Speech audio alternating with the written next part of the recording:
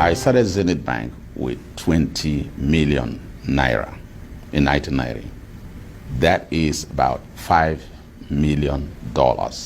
From an ordinary clerk to the owner of a gigantic empire, Forbes named him the godfather of Nigerian banking. He holds the title of the richest banker in Nigeria and created one of the most profitable banks in West Africa, worth trillions of naira in assets. Yet, a few decades ago, his bank shared an apartment with a couple operating from a small garage with uncertainty of the future. Meet Jim Ovia, founder and leader of Zenith Bank. With a story like no other, Ovia pioneered moves that terrified competitors, turned himself into an overnight billionaire, and changed the face of the entire banking industry in Nigeria. Stay with us as we dissect the legendary journey of the genius behind the Zenith Bank. On the 4th of November 1951, Ovia was welcomed into the family of Obi Oleye of Agbo-Obi in present-day Delta State. At just the age of 4, life took a turn for Ovia when his father suffered a massive heart attack and finally passed away due to the lack of adequate health care. With the family's breadwinner gone, Ovia's widowed mother took it upon herself to fend for the family by establishing a small trading business, together with the assistance of Ovia's oldest brother who resided in Lagos. Thanks to this support, Ovia completed his early education in Agbo, moved on to Ika Grammar School for secondary education, and eventually left his home state to join his brother in Lagos.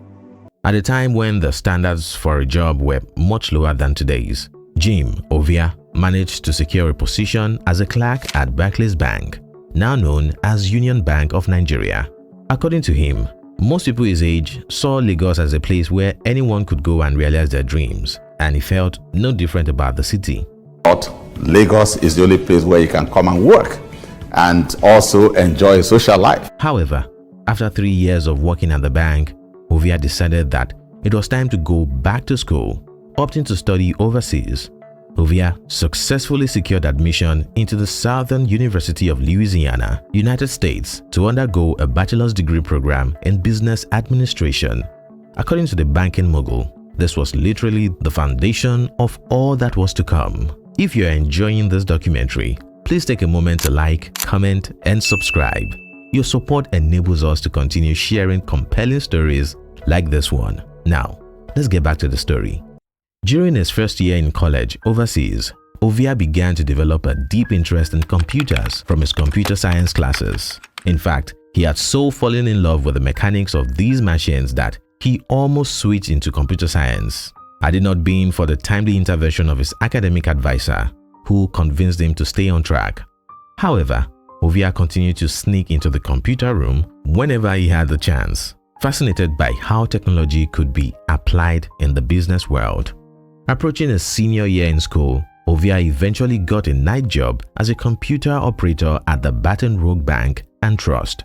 Each night, he would type in the daily transactions that occurred at the bank, creating a transaction report that would be submitted to the bank manager.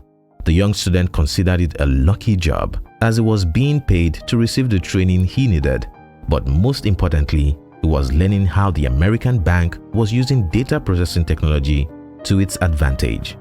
In 1977, Jim Ovia received a Bachelor of Science in Business Administration and proceeded to the University of Louisiana in Monroe for an MBA program, which he completed in 1979. Gaining satisfaction from his educational pursuits so far, Ovia returned back to Nigeria to undergo the required National Youth Service Program. With an impressive academic track record and prior banking experience, he was posted to a branch of Union Bank in Victoria Island, where he would conclude his service duties at 3 p.m. and then run off to sell refurbished cars or write business plans for companies. According to Jim Ovia, these side hustles earned him more money than his job at Union Bank, while also teaching him the inner workings of the Nigerian business space. Following the end of his service program, Jim Ovia was hired by the International Merchant Bank as a financial analyst. This was a very comfortable position for the young man, who earned the equivalent sum of $8,000 a year, or the price of a Peugeot 504 in 1980. Anybody could have settled their career at this stage, but Jim Ovia definitely knew he was cut out for more. At IMB, he received exceptional training from the alumni of Ivy League schools, gaining valuable experience in various departments and working his way up to the position of a bank manager. However, came the rest of the 1980s and Jim Ovia finally found his long-awaited opportunity to take to the sky. Prior to this moment, the banking sector was heavily controlled by the Nigerian government, only providing operating licenses to foreign-owned banks and a few individuals. But with the disastrous crash in oil prices during the mid-1980s, the Babangida-led government became determined to diversify the Nigerian economy, introducing the Structural Readjustment Program that liberalized many sectors, including banking and finance.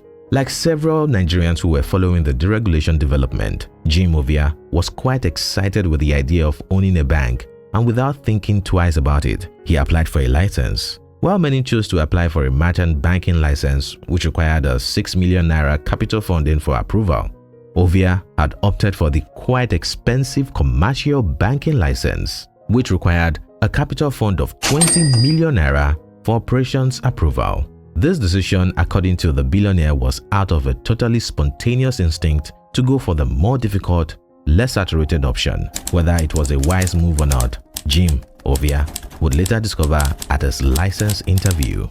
During the license interview, Ovia met the shock of his life. The supervisory team of the CBN had declined his application, stating that his credentials were not impressive enough to prove that he was capable of governing a bank. Not only that, Jim had not lasted up to 20 years in the banking industry, a crucial criterion for the license. However, Ovia was not one to easily accept defeat. He brilliantly engaged the CBN team, explaining why his 10 years of experience adequately had him prepared. After a long marketing sermon, the young banker eventually convinced the CBN directors to issue their approval to the Minister of Finance, recommending him as the pioneer CEO of his new bank, Zenith. Months later, Ovia received a letter approving the launch of his new bank.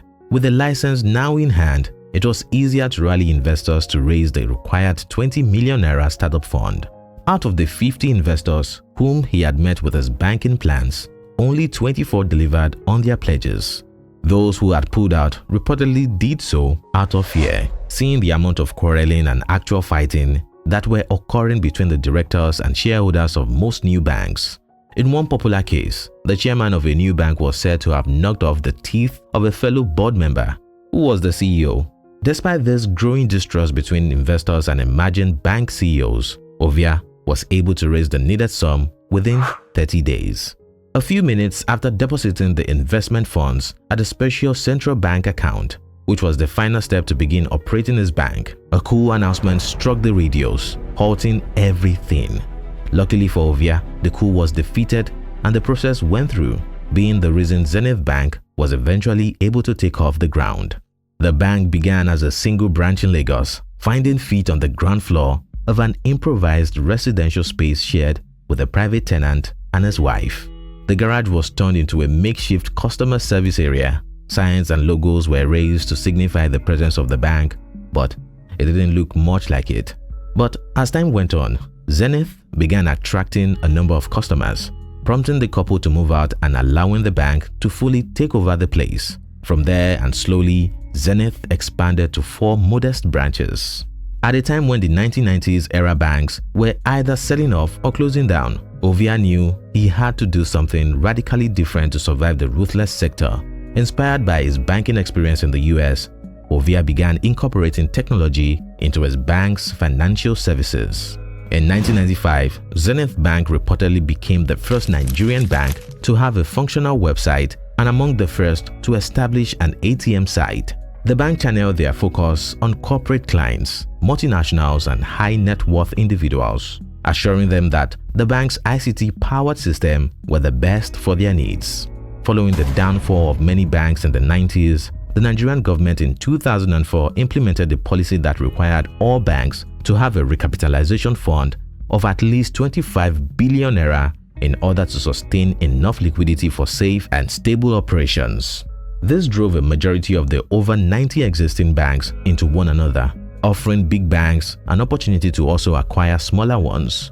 For Zenith, it remained one of the only two banks that didn't join a merger or was acquired by another bank. This was because Ovia's plan was simple: enlist Zenith Bank at the Nigerian Stock Exchange as a publicly traded company. When this development was carried out and announced, the public was so excited that the demand for the stock exceeded the amount of shares being offered, realizing a whopping 48 billion for Zenith Bank and fulfilling their recapitalization needs.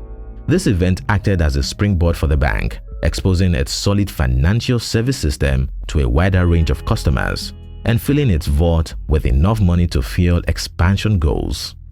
By 2007, Zenith Bank now operated about 200 branches across the nation, expanding even to the United Kingdom, where they became the first Nigerian bank to gain a banking license in 25 years. This expansion seeped into Ghana, Gambia, Sierra Leone, and later on to Asia. In 2008, the global financial crisis struck Nigeria as foreign investors began selling off their bank holdings in the country, causing over 50% loss to the Nigerian Stock Exchange. This shook the foundations of several banks, causing the government to bail out some of them. However, Zenith Bank remained solid and strong, all thanks to having the largest capital reserve, healthy loans that were being repaid, and a strong safety net. An absolute testament to Jim's executive brilliance. Sadly, this executive brilliance had to leave the bank in 2010 after a CBN policy limited the tenure of all bank CEOs to 7 years. However, Ovia later returned as board chairman in 2014 as Godwin Emefiele, who would later govern the CBN, took over as CEO. With Ovia having laid enough foundation for the bank to grow strongly, Zenith Bank consistently ranked as Nigeria's #1 bank by Tier 1 Capital for 15 consecutive years. It was also awarded the best commercial bank in Nigeria for 4 consecutive years and labeled the most efficiently governed bank in the country. Significantly eased of his burden at Zenith, Ovia began paying a lot more attention to Visaphone, a telecom company he had established in 2000 by acquiring and merging 3 existing mobile telephone companies. For up to a decade, Visaphone survived the competitive network service industry, but as time went on, it began facing challenges from the rapidly evolving technologies of the telecom world. Hence, the options were either to invest $500 million in the company or let it go. Ovia, with his deep understanding of finance from his banking background, carefully weighed the situation and realized that the telecom industry was low margin, allowed no room for spontaneous changes in business model, and was fiercely competitive. With no promising prospect in sight, Ovia eventually sold Visaphone to MTN for about $220 million in 2015. Indeed, a stronghold laid in banking, and he continued to retain a solidified position in the industry with an estimated 12% stake in Zenith Bank, an equity worth hundreds of billions of naira. With investment in finance and technology and a relatively recent expansion into real estate, the banking mogul is said to be worth about $900 million as of 2024, effectively making him the richest banker in Nigeria and one of the richest men in the country. Zenith Bank, one of its prominent legacies, now holds over 30 trillion naira worth of assets, raking in profits of up to 1.3 trillion per annum before taxes.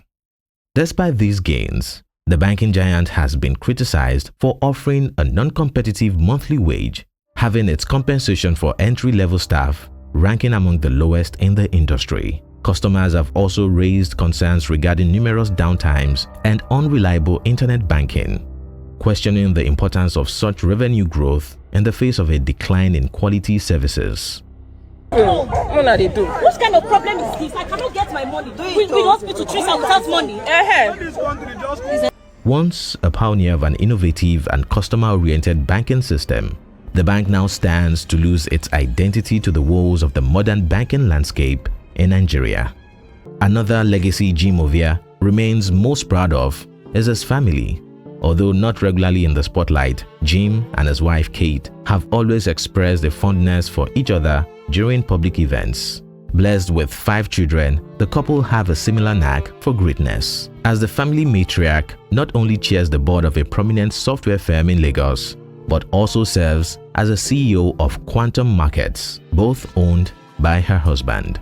Outside his family, Jim Ovia found a second love in giving. Through the Jim Ovia Foundation, he has pioneered numerous scholarship programs for students, an ICT entrepreneurship program, and the establishment of James Hope College, a product of his firm belief in education. The billionaire's excellent leadership skills have landed him in numerous prestigious positions, such as membership in the Governing Council of Lagos State University, the National Economic Management Team of Nigeria, and the National Information Technology Advisory Council, among others. More than just a banker, Jim Ovia is an architect of progress. His upliftment of Zenith Bank from a 20 million naira company to a multi-trillion naira banking giant has solidified his name as the godfather of banking in Nigeria. If you build it, they will come, says the billionaire, as he advises entrepreneurs not to view the lack of resources as a barrier to their goals.